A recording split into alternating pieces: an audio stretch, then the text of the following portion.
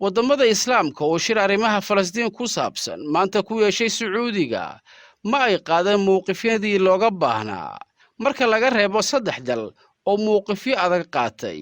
3daas dal ayaa kala ah Iiraan, Turkiga iyo Urdun. wasiirada arrimaha dibadda Turkiga iyo Iiraan ayaa soo jeediyay in Israa'iil lagula xisaabtamo duqayntii cisbitaalka gargaar degdeg ahna la gaarsiiyo Falastiin. madaxweynaha Mareykanka Biden oo Israa'iil tegay ayaa cambaareeyay duqayntii cisbitaalka Falastiin, laakiin Biden wuxuu afkiisa ka dhowray Israa'iil.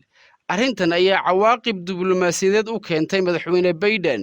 Urdun ayaa iyaduna arrintan kaga jawaabtay inay joojiso booqasho madaxweyne Biden ku iman lahaa Urdun lana kulmi lahaa boqorka Urdun oo ahayd inay martigeliso madaxweyne Biden kulan uu la yeelan lahaa boqorka dalkaas boqor Cabdullah II, madaxweynaha Masar Cabdi Fataax al-Siisi iyo madaxweynaha maamulka Falastiiniyiinta Maxamuud Cabbaas.